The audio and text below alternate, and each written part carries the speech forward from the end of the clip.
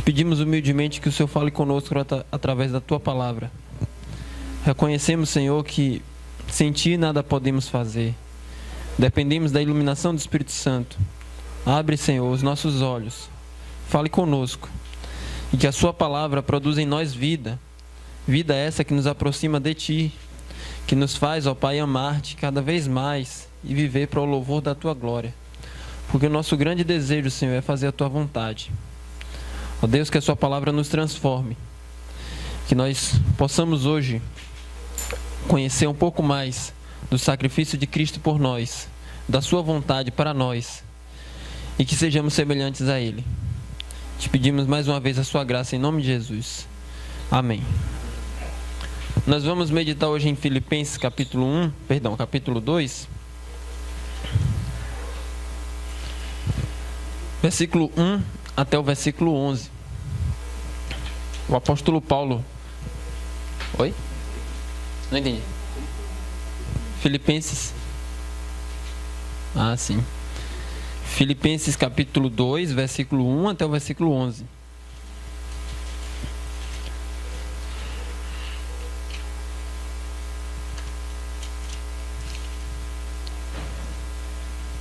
O apóstolo Paulo escreveu essa epístola aos irmãos da cidade de Filipos, e foi ele também que plantou essa igreja. Ele plantou essa igreja e o evento está narrado em Atos capítulo 16. Os irmãos podem ler detalhadamente em casa. Ele enfrentou muitas adversidades lá naquela cidade, mas pela graça do Senhor foi bem sucedido em pregar o evangelho. No poder do Espírito Santo as pessoas se converteram e ali ele fundou aquela igreja na cidade de Filipos. Ele tinha um relacionamento muito amoroso com aqueles irmãos. Os irmãos enviaram ofertas para Paulo e Paulo constantemente orava por eles, como ele descreve no capítulo 1 dessa mesma epístola. Ele escreveu essa epístola com alguns propósitos. O primeiro era agradecer a oferta que aqueles irmãos tinham enviado para Paulo. O segundo propósito dele ter escrito essa epístola foi resolver atritos e conflitos que existiam naquela igreja, como, por exemplo, de Evódia e Sintique, que estavam tendo algum tipo de inimizade ou animosidade.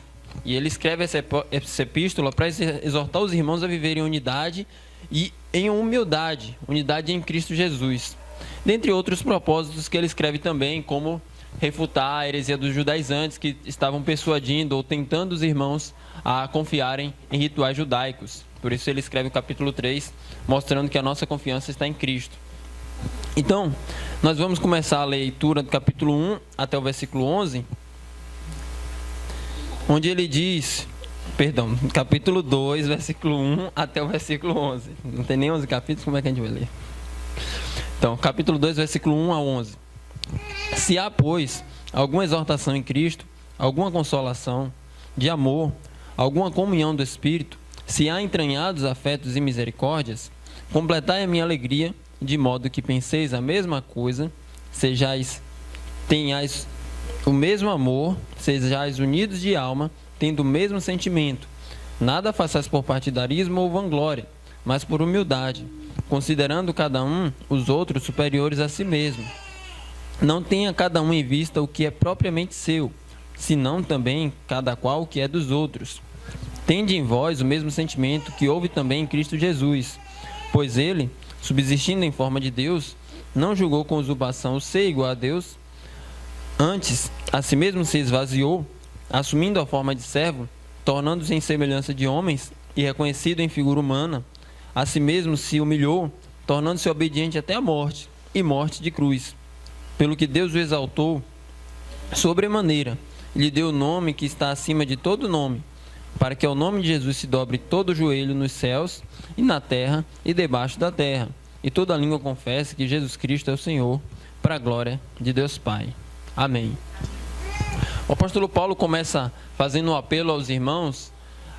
Se há, pois, alguma exortação de amor, alguma consolação do Espírito, essa expressão se há também pode ser traduzida como visto que há. Ele já falou em outros trechos da epístola que há comunhão dele, Paulo, para com aqueles irmãos e comunhão entre o corpo de Cristo. Então ele faz esse apelo da seguinte forma: visto que há comunhão e unidade no Espírito, eu rogo para que vocês andem em unidade, andem em união, andem humildes. E por que ele escreve especialmente esse trecho aqui? Qual é o propósito do apóstolo Paulo em escrever Filipenses 2, do 1 ao 11? Como eu disse, ele quer destruir a inimizade que havia naquela igreja, ou a animosidade, especialmente de Evódia e Síntique. Ele quer exortar os irmãos a viverem unidos, e ele usa o exemplo de Cristo para isso. Então, quando ele, no versículo 2, ele vai dizer, completai a minha alegria, é importante destacar que nessa mesma epístola ele já mostrou em vários trechos que ele estava contente. Capítulo 4, alegrei-me sobremaneira no Senhor. No mesmo capítulo 4, ele diz, alegrai-vos no Senhor. E no capítulo 3, vós sois a minha alegria. Em vários trechos, no capítulo 1, ele diz que ora pelos filipenses constantemente com alegria. Ele diz que está alegre. E nesse trecho em especial, no capítulo 2, versículo 2, ele diz, completai a minha alegria. Mas o pedido dele aqui não é um pedido egoísta, como alguém que fala, faça algo para me satisfazer. Não, é alguém que pede, transborde a minha alegria, porque eu já estou alegre, transborde a minha alegria fazendo desta maneira. E qual é a maneira? Conforme nós lemos aqui, andando em unidade e humildade. Então a alegria do apóstolo Paulo não é em si mesmo, mas é no crescimento espiritual dos irmãos. Ele já dá testemunho de como se deve viver a vida cristã. Ele pede, completai a minha alegria, que vocês sejam unidos. E mostrando que a sua alegria não dependia de nada, mas ele sentia alegria em ver os irmãos crescendo espiritualmente. E no restante do texto, do versículo 2, ele diz, de modo que penseis a mesma coisa, tenhais o mesmo amor, sejais unidos de alma, tendo o mesmo sentimento. Então o apelo dele aqui é a unidade. Como é que aqueles irmãos poderiam pensar a mesma coisa? Como é que os irmãos, uma diversidade muito grande, podem ter um mesmo pensamento? Naquela igreja, existia uma diversidade de pessoas. Existia a Lídia, que era vendedora de púrpura, comparável ao nosso tempo com uma empresária. Existia o carcereiro, que era comparável ao nosso tempo, um funcionário público. Existia também uma ex-possessa de demônio. Existia uma diversidade muito grande, assim como neste salão existem várias pessoas com vários perfis diferentes, trabalhos diferentes, história diferente. Como todo esse contexto grande de pessoas podem ter um mesmo pensamento. E essa unidade de pensamento se baseia no pensamento de Cristo. Nós temos o pensamento de Cristo, por isso temos unidade de pensamento. E onde é que está o pensamento de Cristo? Onde é que está a nossa unidade no pensar? A nossa unidade no pensamento está na palavra de Deus. Nós somos unidos quando pensamos em conformidade com a palavra de Deus. Não é que em todas as coisas sejamos plenamente sem diferença alguma. Isso não é a unidade de pensamento que o texto está dizendo. O texto está dizendo que nós somos unidos pensando em semelhança a Cristo, porque Cristo é um corpo unido. E nós somos unidos pensando em semelhança a Cristo, em conformidade com a palavra de Cristo. Se alguém destoa do que Cristo ensina em sua palavra, esse está destoando do corpo de Cristo e não está mantendo a unidade do pensamento. Então a nossa unidade é também no pensamento, na ortodoxia, na crença correta, nos ensinos bíblicos da palavra de Deus. O que ele ensina, nós devemos ter unidade. O próprio Senhor Jesus ensinou em João capítulo 17, e orando, disse ao Pai, Pai, que eles sejam um, como eu e tu somos um. Então esse é o grande desejo do nosso Senhor, é a unidade do seu corpo. Ora, um corpo não é dividido, um corpo não se degladia, um corpo não vai uma parte contra o outro. Da mesma forma, o corpo de Cristo deve andar unido. E o Senhor Jesus diz nessa oração de João capítulo 17, que o mundo ia conhecer a Ele pelo testemunho da igreja em unidade. Então nós testemunhamos para o mundo quando nós andamos em unidade, testemunhando que o amor de Cristo nos comprou e nos uniu com o seu sangue. E o texto continua dizendo, tenhais o mesmo amor. Que amor é esse? No amor de Cristo. Sejais unidos de alma, tendo o mesmo sentimento. Essa palavra aqui a gente pode destacar, sentimento, que é a palavra fronel ou frones. A ideia de... Nós vamos destacar ela no versículo 5, mas não é uma mera emoção ou afeições, mas é algo que impacta o seu ser, te faz ter emoções e impulsiona para a ação. Vamos explorar um pouco mais dessa palavra no versículo 5. Mas vamos continuar aqui. Versículo 3. Nada façais por partidarismo, ou vanglória. Ele destaca aqui que havia naquela igreja, ou ele está combatendo o que havia naquela igreja, a ideia de pessoas estarem dividindo o corpo de Cristo. Semelhante ao que ele pregou lá em Filipenses, na epístola, onde umas pessoas diziam: eu sou de Paulo, eu sou de Cefas, eu sou de Apolo. As pessoas ficavam dividindo o corpo de Cristo como se houvessem partidos em Cristo. Tudo é Cristo e Cristo é em todos. Então nós não somos divididos.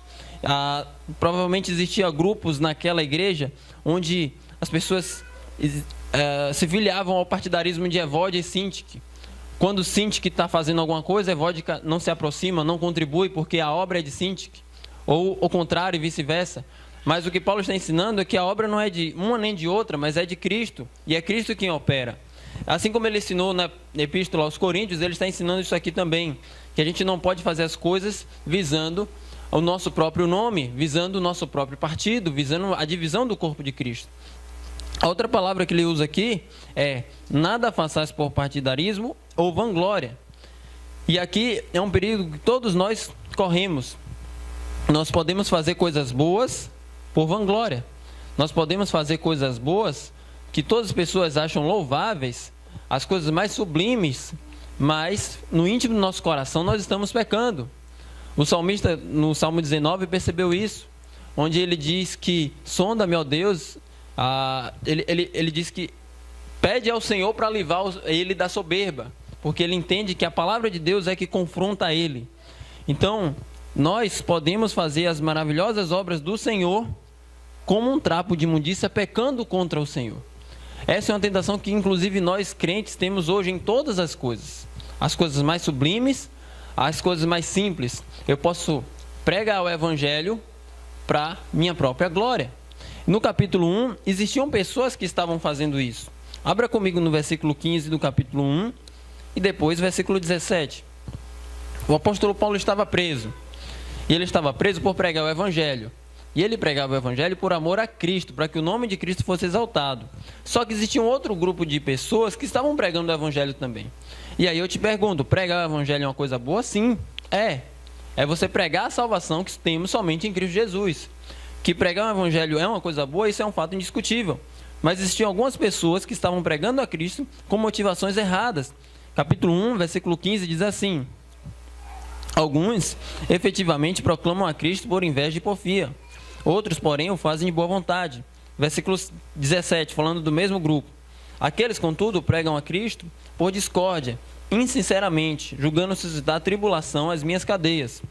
Então, veja, o apóstolo Paulo está falando de um grupo que pregava a verdade, pregavam a Cristo. Quando há um grupo que prega a mentira, prega a heresia, os apóstolos combatiam, como ele fez no capítulo 3 dessa mesma epístola. Mas nesse trecho aqui, ele não combate, porque aquelas pessoas não estavam pregando heresias, estavam pregando a verdade, pregando a Cristo. O problema é que pregavam a Cristo com a motivação errada. Paulo estava preso, essas pessoas tinham uma certa inveja de Paulo e partidarismo, o próprio Paulo diz isso, pregam a Cristo por inveja e porfia, discórdia, e eles pregavam a Cristo entendendo que Paulo ia ficar enciumado por ele estar preso e outras pessoas livres estando pregando a Jesus. Então Paulo está preso, pensamento daquelas pessoas: eu vou pregar o nome de Jesus para que ele fique enraivado, porque eu estou livre pregando e ele não. E Paulo fala: para mim pouco importa, eu quero que o nome de Cristo seja proclamado. Então, nós percebemos que a Bíblia nos confronta e nos chama a sempre examinar nós mesmos. Eu posso, e essa é uma tentação que todos nós corremos, nesse exato momento, estar pregando a palavra do Senhor por vanglória. Que Deus nos livre disso, irmãos. Porque nenhuma pessoa vai ver a minha vanglória, somente Deus no meu coração. E é isso que importa. Deus abomina a vanglória, Deus abomina o orgulho, Deus abomina a soberba. Que Deus nos livre de fazer boas coisas, como esse grupo que estava pregando o Evangelho, visando o nosso próprio eu, a nossa própria glória, o nosso próprio orgulho. Mas que em tudo que fazemos, o nosso coração seja do Senhor, para a glória dEle, não para nós, mas para a glória dEle. Não a nós, Senhor, não a nós, mas ao Teu nome da glória. Jeremias 17, versículo 9, diz que enganoso é o coração e desesperadamente corrupto. Ore a Deus em todas as situações, lembrando que seu coração pode estar te enganando, pensando que você está fazendo algo para o louvor do nome de Deus, quando no final é para a sua própria glória. Que Deus nos auxilie a examinar o nosso coração e exterminar do nosso coração todo orgulho e toda soberba. Se nós não devemos fazer nada por vanglória, devemos fazer para o quê? 1 Coríntios 10, 31. Portanto, quer comais, quer bebais, fazais isso ou qualquer outra coisa para a glória do Senhor. Nossa motivação não deve ser a nossa própria glória, porque Deus abomina a glória de outro. Deus faz tudo para o louvor do seu nome, mas nós devemos fazer tudo para a glória de Deus. Continuando nosso texto, considerando cada um os outros superiores a si mesmos. Aqui está um grande desafio, porque a nossa inclinação pecaminosa é de nos considerar superior ao outro, é de me colocar em posição de julgar o outro, de analisar o comportamento do outro, porque eu sou superior a ele, e eu consigo enxergar, eu tenho mais status, eu tenho um melhor emprego, eu tenho mais conhecimento, eu tenho uma história mais experimentada, eu consigo enxergar coisas em que eu tenho destaque em relação ao outro. Mas a Bíblia nos aponta que nós devemos olhar para o próximo considerando ele em superioridade, com respeito, com amor, com honra. Não nos colocar superiores aos outros, mas colocar o meu irmão em posição de destaque, em posição de superioridade, no trato, nos relacionamentos, buscando sempre o bem do outro, não o meu próprio bem. E é isso que ele vai dizer no versículo 4. Não tenha cada um em vista o que é propriamente seu, senão também o que é dos outros. E aqui, a Bíblia aniquila o nosso egocentrismo. Nós somos inclinados a fazer tudo para nós mesmos. Nós percebemos isso no comportamento de uma criança. Vocês têm filhos e sabem, vocês se relacionam com crianças e sabem que a criança é um exemplo claro de egocentrismo. Ela quer tudo para ela mesma. Ela não se importa com o outro. E se você não ensinar que ela deve negar suas próprias vontades, ela vai dar cada vez mais abertura para a sua própria natureza pecaminosa. E nós somos assim, inclinados a fazer tudo para nós mesmos, para satisfazer o nosso eu, satisfazer nossa vontade. E a palavra de Deus diz que nós não devemos buscar os nossos interesses. Em todas as coisas devemos buscar o interesse do próximo, do outro, porque é assim que eu agrado o Senhor. Nós temos alguns exemplos disso aqui mesmo. No capítulo 2, temos 2 exemplos disso. O Epafrodito e o Timóteo. Abra comigo no capítulo 2, nós já estamos aí, versículo 20 e 21. Contextualizando, a igreja de Filipos enviou Epafrodito para entregar a oferta para Paulo, para cuidar de Paulo, e pediu que Paulo enviasse Timóteo para a igreja de Filipos, para ajudar na igreja de Filipos. E aí Paulo está escrevendo sobre isso, e ele diz sobre Timóteo, versículo 20 e 21 do capítulo 2 de Filipenses: porque a ninguém tenho de igual sentimento que sinceramente cuide dos vossos interesses, pois todos eles buscam o que é seu próprio, e não o que é de Cristo Jesus. Então qual era o interesse de Timóteo? Timóteo queria cuidar das coisas dos irmãos. Timóteo queria cuidar do crescimento espiritual dos irmãos. O segundo personagem que nós temos aqui é Epafrodito, versículo 30. Nessa viagem, Epafrodito adoeceu, chegando à beira da morte, buscando ajudar Paulo e buscando enviar a oferta que os filipenses mandou para Paulo. Olha o que Paulo diz sobre isso no versículo 30. Visto que, por causa da obra de Cristo, chegou ele às portas da morte e se dispôs a dar a própria vida para suprir a vossa carência de socorro para comigo. Então Epafrodito entendeu que a vida dele não era preciosa em si mesmo, mas a vida dele era uma oportunidade de sacrifício ao Senhor, fazendo o bem dos irmãos. No caso aqui em especial de Paulo, enviando a oferta que aqueles irmãos enviaram para Paulo. E temos o exemplo também do próprio apóstolo Paulo. Capítulo 1, agora comigo. O apóstolo Paulo está preso e ele tem a expectativa de ser solto. E ele vai dizer no versículo 19: porque estou certo de que isto mesmo, pela vossa súplica e pela provisão do Espírito de Jesus Cristo, me redundará em libertação, segundo a minha ardente expectativa e esperança de que em nada serei envergonhado, Antes, com toda ousadia, como sempre, também agora, será Cristo engrandecido no meu corpo, quer pela vida, quer pela morte. Então ele está dizendo, diante da situação que eu estou, tem duas opções para mim. Ou eu vou ser condenado à morte, como um malfeitor, como um criminoso, ou eu vou ser liberto. Sendo liberto, eu vou continuar pregando o evangelho e edificando a vida dos meus irmãos. Dessas duas opções, como é que eu enxergo as coisas? Ele vai falar nos outros versículos aqui seguintes. Se eu morrer, eu não vou morrer como malfeitor. Morrer para mim é lucro. Por quê? Porque se eu morrer, eu vou fechar os olhos e encontrar Jesus. Ele é o propósito da minha existência, é para Ele que eu vivo. É nele que eu me realizo. Então, para mim, o maior ganho em partir e estar com Cristo, que é incomparavelmente melhor. Porém, versículo 24. Mas, por vossa causa, é mais necessário permanecer na carne. E convencido disto, e sou certo de que ficarei e permanecerei com todos vós para o vosso progresso e gozo da fé, a fim de que aumente quanto a mim o motivo de vos gloriardes em Cristo Jesus, pela minha presença de novo convosco. Então, Paulo, nessa balança, ele pesa, é incomparavelmente estar com Cristo. Porém, eu desejo no meu coração abrir mão disso para estar com vocês, trabalhando em favor da fé de vocês, servindo para a edificação de vocês, para que vocês cresçam espiritualmente.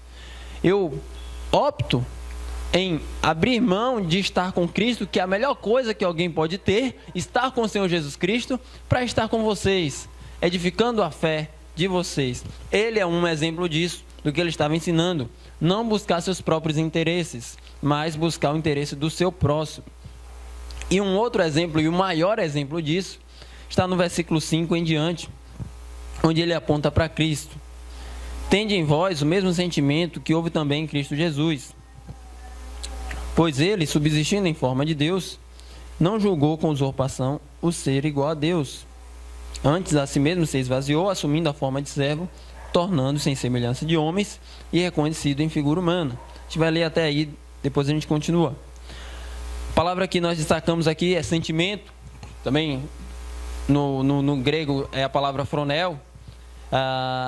Essa palavra, ela denota a ideia de você querer ser algo ao mesmo tempo que você é e executa. A dificuldade de compreensão é porque na nossa língua não tem um paralelo plenamente correspondente. Algumas Bíblias traduzem como atitude, tende em vós a mesma atitude. Outras, tende em vós o mesmo sentimento. As duas ideias se completam. Cristo teve um sentimento, mas não apenas ficou sentindo compaixão dos perdidos, mas esse sentimento o moveu a fazer o quê? Se sacrificar em nosso favor.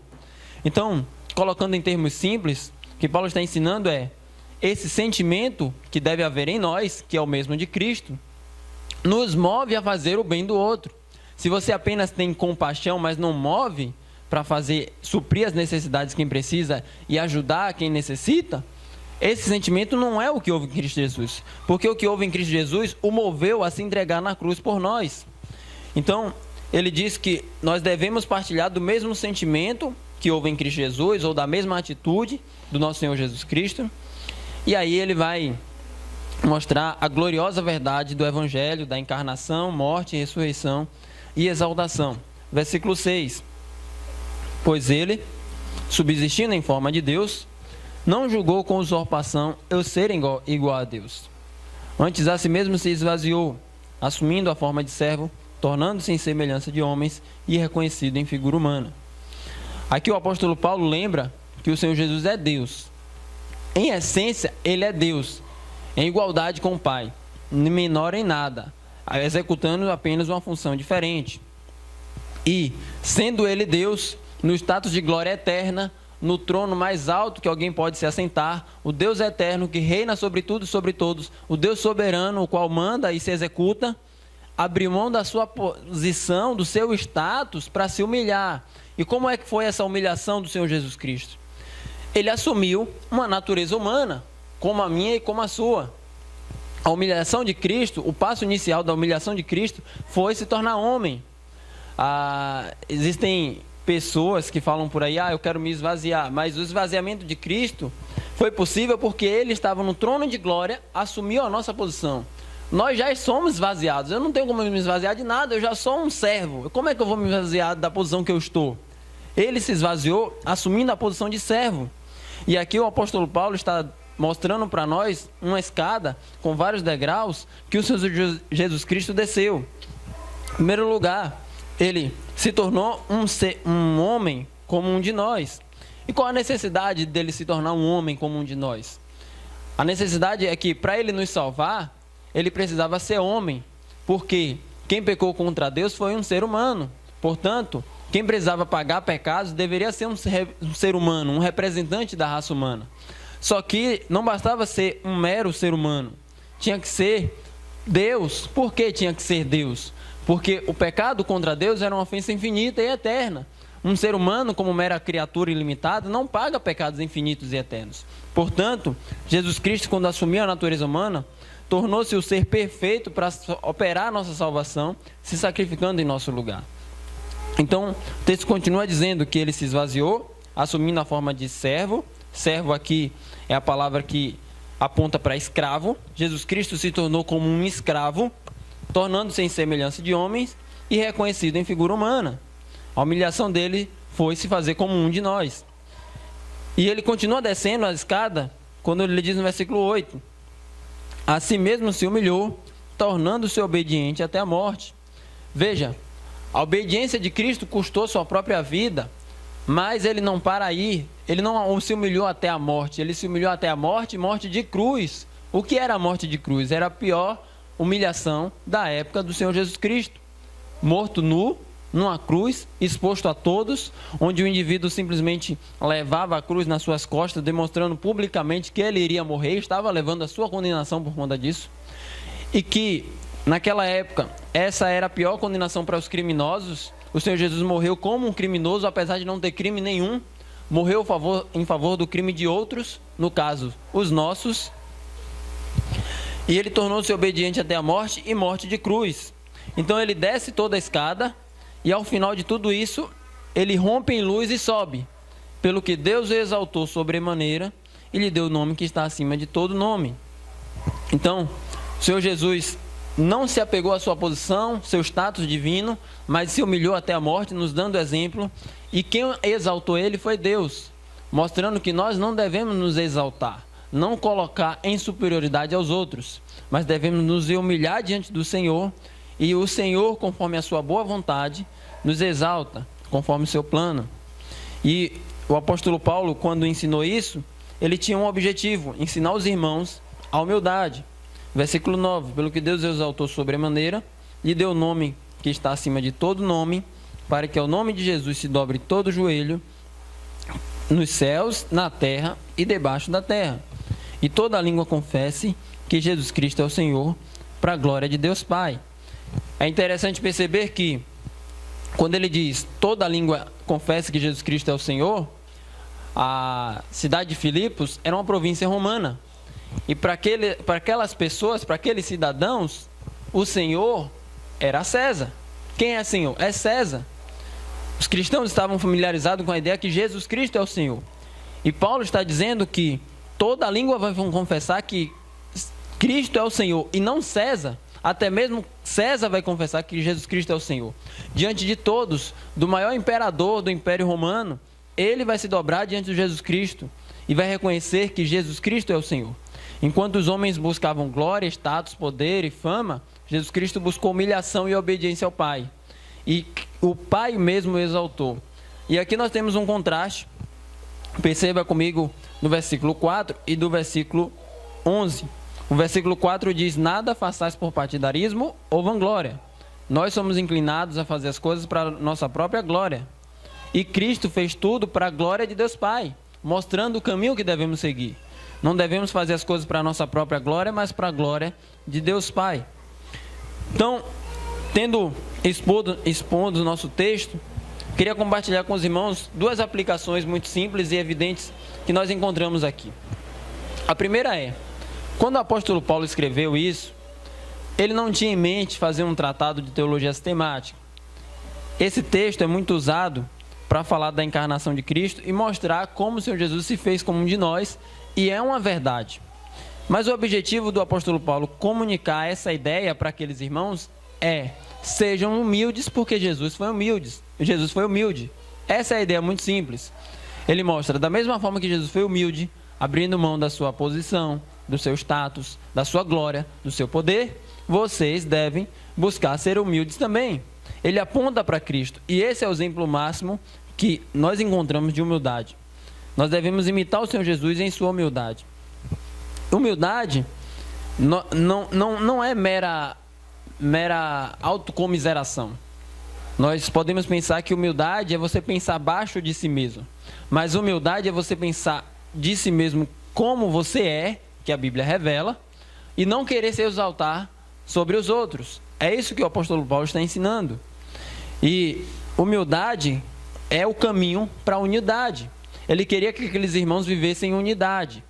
O tema do apóstolo Paulo aqui é: sejam unidos. E como é que vocês vão ser unidos? O caminho é humildade.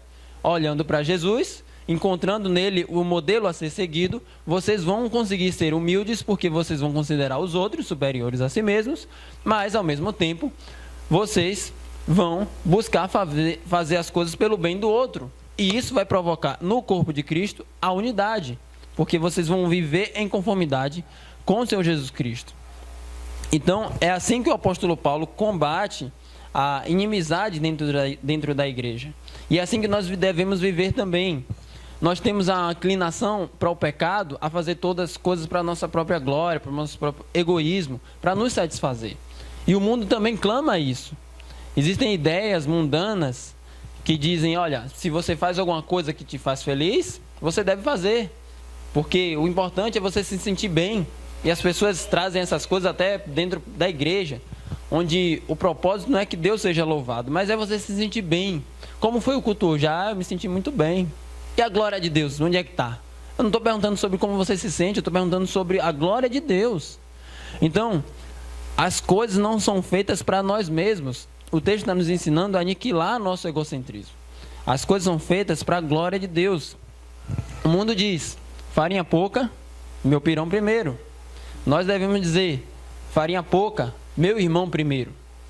Se tem pouco, eu vou dar proeminência para que o outro satisfaça a sua fome. É assim que nós devemos viver. Eu me lembro de uma história dos jovens morávios. Não sei se alguns aqui conhecem essa história, onde esses jovens tiveram informação de uma ilha, que um senhor tinha muitos escravos nessa ilha, e ele não deixava que nenhum clérigo religioso se aproximasse. Eles queriam ir lá, os jovens morávios queriam ir lá e pregar o evangelho. Eles queriam ir lá compartilhar a mensagem da salvação.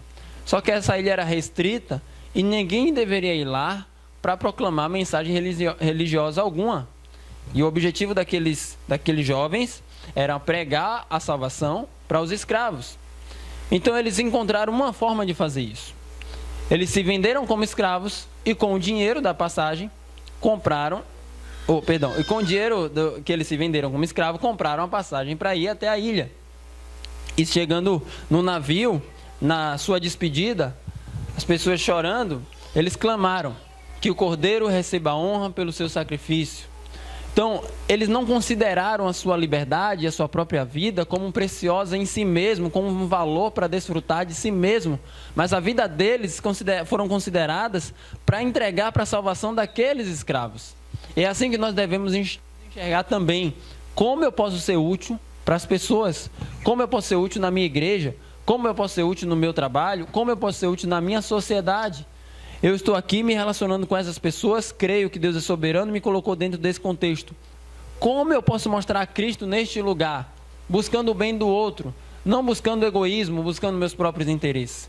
Mas, assim como aqueles jovens, buscando que o Cordeiro receba a honra e a glória pelo seu sacrifício. Porque o sacrifício de Cristo, que nos comprou, visa isso, o louvor do seu santo nome. E é assim que nós devemos viver, como aqueles jovens, como Epafrodito, como Timóteo, como Paulo e principalmente como Jesus, buscando as necessidades dos outros. E para isso nós precisamos conversar. Meu irmão, o que é que você precisa? Pelo que é que eu posso orar por você? Nós costumamos orar bastante pelas nossas necessidades.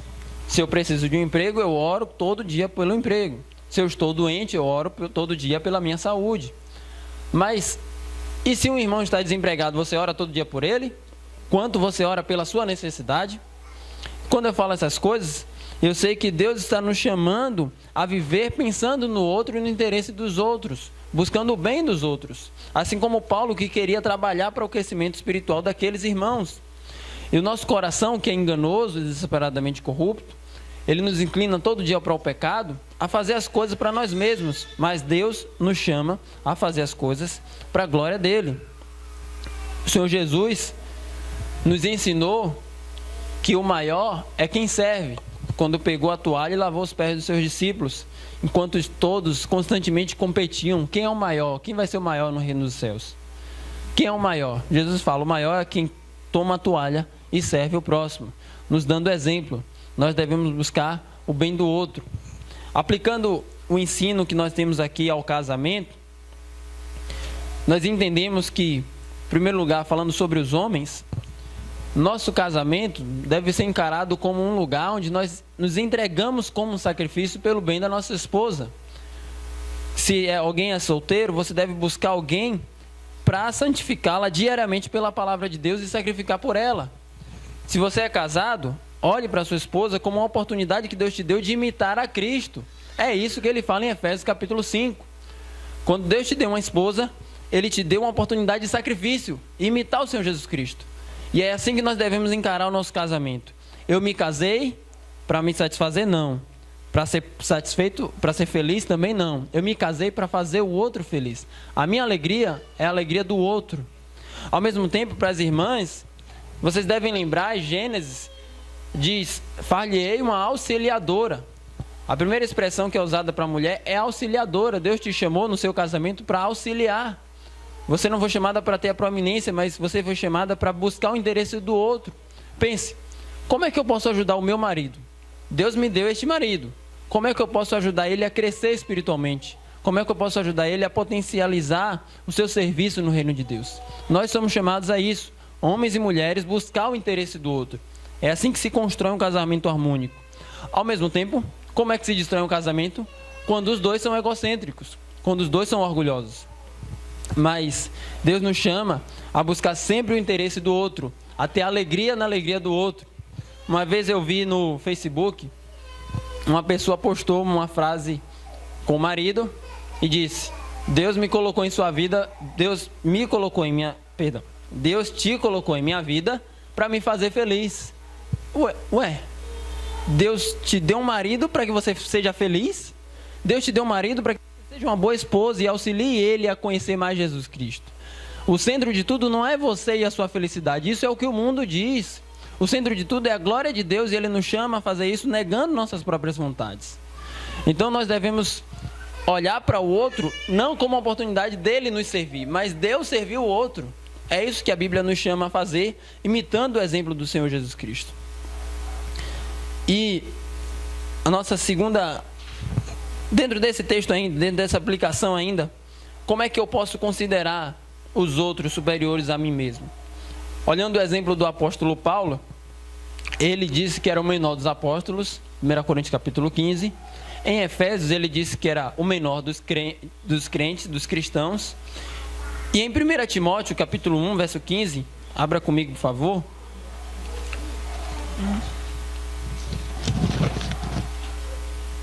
Primeira epístola a Timóteo, ele disse que ele é o principal dos pecadores. Então como é que Paulo se enxergava? Paulo se enxergava como o menor dos cristãos, Paulo se enxergava como o menor dos apóstolos e Paulo se enxergava como o principal dos pecadores. 1 Timóteo capítulo 1, versículo 15.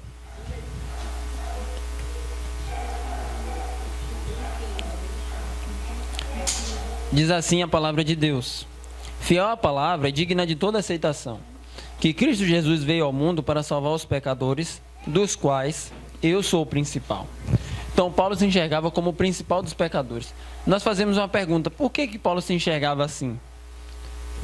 E nós também devemos nos enxergar assim. Eu sou o menor dos crentes, o principal dos pecadores. Paulo enxergava assim, a si mesmo dessa maneira, quando ele olhava quem ele era e quando ele olhava para a glória de Deus. 1 Coríntios capítulo 15, ele diz, eu sou o menor dos apóstolos porque eu persegui a igreja. Então ele tinha consciência do seu próprio coração pecaminoso, da sua natureza, da sua tendência ao pecado, e ele não tinha como se colocar em posição de superioridade, porque quando ele olhava para si, ele entendia: eu sou um pecador. E Paulo chegou a essa conclusão, que ele é o principal dos pecadores, não por causa de um censo que ele fez, fazendo uma pesquisa com as pessoas, mas ele chegou nessa conclusão quando ele olhou para si mesmo e para a santidade de Deus. Quando ele olhou para si, ele viu um pecador miserável e desesperadamente corrupto. Mas quando ele olhou para a santidade de Deus, ele viu Deus santo, imaculado e puro. E ele chegou a essa conclusão: eu sou menor, eu sou indigno. É assim que nós conseguimos considerar os outros superiores a nós mesmos. Quando nós nos enxergamos de fato como pecadores e quando nós olhamos para a santidade de Deus. Eu me lembro de um irmão que, quando viu outro com a camisa muito bonita, ele disse: poxa, sua camisa é muito bela. E o irmão falou: ah, legal, eu comprei uma nesse site, você quer que eu peça uma para você também? Ele falou: não, me basta saber que você tem. Então, isso nos ensina que nós devemos ficar satisfeitos em saber que as outras pessoas desfrutam de coisas boas, e não apenas buscar essas coisas boas para nós mesmos. Que bom que você tem um carro, fico feliz por você.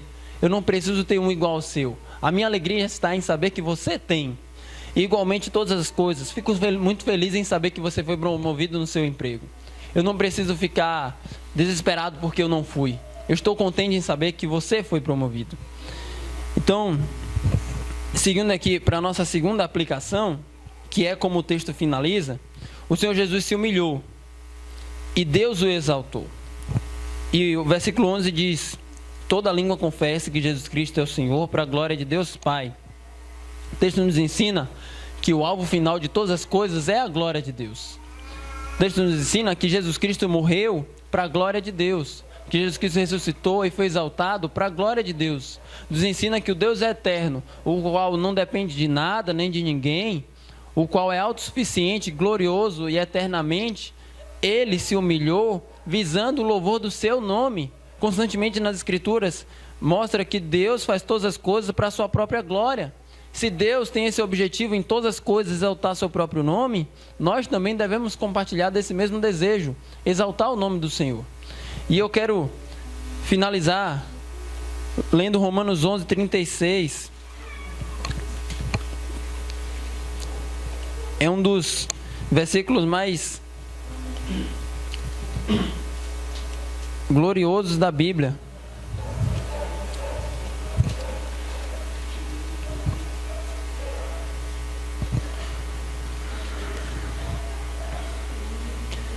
Romanos 11:36.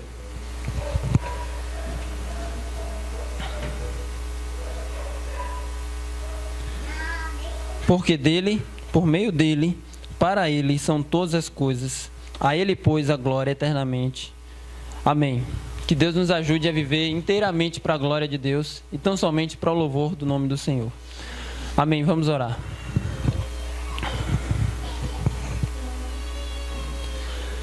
Senhor, nós te damos glórias e honra, porque o Senhor é digno de ser louvado, porque o Senhor nos salvou com o precioso sangue do Senhor Jesus Cristo, ó Pai. Te agradecemos porque o Senhor nos deu exemplo de como viver aqui nessa terra, porque o Senhor nos chama à humildade e porque o Senhor fala conosco por meio da Tua palavra. Obrigado, Deus, porque o Senhor nos deu um guia que é o Espírito Santo e nos conduz, ó Deus. Ó Pai, nós queremos louvar e glorificar o Teu santo nome, não apenas agora, mas em toda a nossa existência, hoje, amanhã e para sempre. E nós ficamos felizes em saber que estaremos na eternidade glorificando a Ti, ó Pai. Essa é a satisfação da nossa alma. Louvar o Teu santo nome. Ao mesmo tempo, pedimos que o Senhor coloque em nosso coração mais e mais desejo da Tua glória. Que a nossa satisfação, ó Deus, esteja em engrandecer e exaltar o Seu santo nome. Te pedimos que o Senhor nos ajude a viver em humildade. Reconhecemos, Senhor, que somos orgulhosos, soberbos, que nós somos inclinados ao pecado. Te pedimos que o Senhor nos ajude a ter o mesmo sentimento que houve também em Cristo Jesus. Não visando a nossa própria exaltação, mas visando a glória do Teu nome. Te pedimos que o Senhor nos conceda diariamente poder no Espírito Santo para viver glorificando a Ti em humildade e unidade como corpo de Cristo. Em nome de Jesus oramos. Amém.